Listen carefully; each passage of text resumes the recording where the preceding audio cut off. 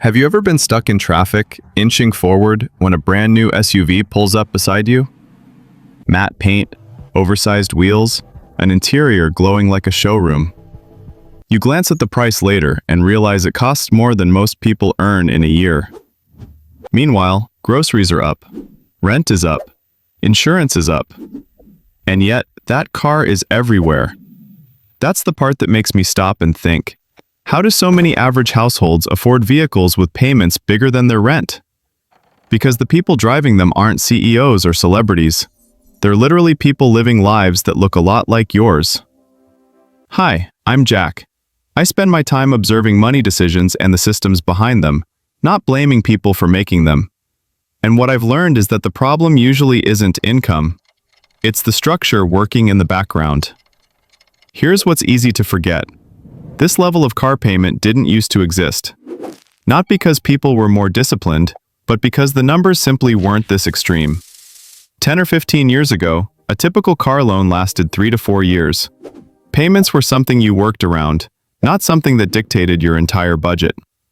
Spending more than a few $100s a month on a car felt excessive. Then slowly, the definition of normal shifted. Loan terms stretched. Prices crept up.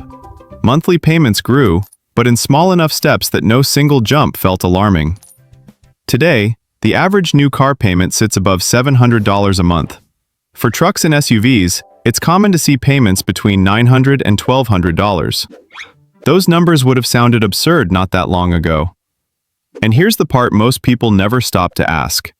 If payments rose this fast, did incomes rise the same way? And when this topic comes up, there's one explanation people reach for immediately.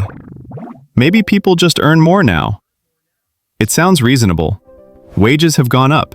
Careers have advanced. Life is more expensive, so incomes must have kept pace. But when you actually look at the numbers, that story starts to fall apart. Over the last decade, household incomes have increased gradually. Vehicle prices, on the other hand, moved fast. In many cases, they jumped by tens of thousands of dollars in a very short period of time. That gap matters, because if incomes were truly supporting these payments, we wouldn't see so many households feeling stretched, stressed, and one unexpected bill away from panic. This isn't about calling anyone irresponsible. Most people didn't suddenly forget how money works. What changed is how affordability is presented.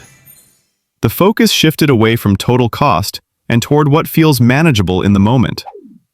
But if incomes didn't rise enough to explain these payments, what did? Well, affordability wasn't earned through higher pay. It was engineered. And the tool that made it possible wasn't income at all. It was a quiet change in how long people are asked to stay in debt. This is where the shift really begins. Not with higher pay, and not with better deals, but with time. Specifically, how long a loan lasts. A car loan used to be 3 years, maybe 4 if you pushed it. Today, 6, 7, even 8-year loans are common. Some lenders go longer. And on paper, that change looks harmless. When you stretch a loan out over more years, the monthly payment drops. A lot. That $50,000 or $60,000 car suddenly feels reachable because the number you see is smaller. And that's the number most people are shown first. Very few buyers sit down and add up what they'll actually pay over the full life of the loan. Time becomes the lever. The longer the term, the easier it is to hide the real cost. A difference of just 3 or 4 years can mean paying $10,000 to $15,000 more for the same vehicle. Not because the car changed, but because the clock did. And here's where it quietly turns dangerous. Cars lose value every year. Loans don't. When long loan terms meet fast depreciation, something breaks. Yeah, let's talk about that. Let's talk about depreciation, because this is where the math stops being abstract and starts becoming personal. Depreciation simply means your car is worth less over time, because that's how vehicles work. The most important part is timing. The biggest drop in value happens early. The moment a new car leaves the lot, it's worth less than what was paid for it. Over the next few years, that value keeps falling, even if the car runs perfectly. The loan, however, doesn't fall at the same speed. Payments are front-loaded with interest, especially on long terms. So for a long stretch, you owe more than the car could be sold for. That's what you called negative equity. Negative equity doesn't feel dramatic day to day. You're still driving the car, the payments are still going through, but it quietly limits your options. But what happens when your loan lasts longer than your car's value? Well, you lose flexibility. You can't sell without bringing cash to the table. You can't trade without rolling the loss into something new. The car stops being an asset and starts acting like an anchor. And most people don't escape this trap by paying it off. They escape it by upgrading, which only pulls them deeper. This is where a pattern forms, and it's one most people don't recognize while they're inside it. When someone owes more than their car is worth, paying it off feels slow and frustrating. So instead, they're offered another option. The trade-in. The dealership takes the old car, pays off what it's worth, and rolls the remaining balance into a new loan. On paper, it looks clean. One payment replaces another. The car is newer, the problems feel solved. And emotionally, it feels like progress. You're driving something better. The monthly payment might even look similar. But the debt doesn't disappear, it follows. The balance grows quietly as old losses are stacked onto new purchases. Each time this happens, the starting point moves further away from zero. That's how people can make payments for years and still owe tens of thousands of dollars. Not because they're reckless, but because the system resets the clock every time. This isn't a one-time mistake, it's repetition. The same process over and over is normalized by how common it's become. And that normalization may be the most dangerous part of all. Quick pause here. If this kind of breakdown helps you see money decisions more clearly, consider subscribing. I post videos like this to help you avoid expensive mistakes before they happen. What's striking is not just how high car payments have become, but how little reaction they get. $1,000 a month for transportation barely raises an eyebrow anymore. Think about that number in any other context. If someone said they spent that much on dining out, or clothes, or entertainment, it would sound extreme. But attach it to a car, and it suddenly feels practical. That shift didn't happen by accident. Cars stopped being framed as tools and started being sold as reflections of identity. The vehicle you drive is supposed to say something about your success, your reliability, your taste. Advertisements don't focus on getting from one place to another. They focus on who you become behind the wheel. When that message sinks in, the math starts to matter less. Once emotion enters the decision, justification replaces calculation. A high payment isn't evaluated, it's defended. It feels personal. And when something feels personal, people are willing to rearrange their lives to keep it. This is where the cost stops being visible and starts becoming structural. To make large car payments work, people don't usually cut the car. They cut everything else.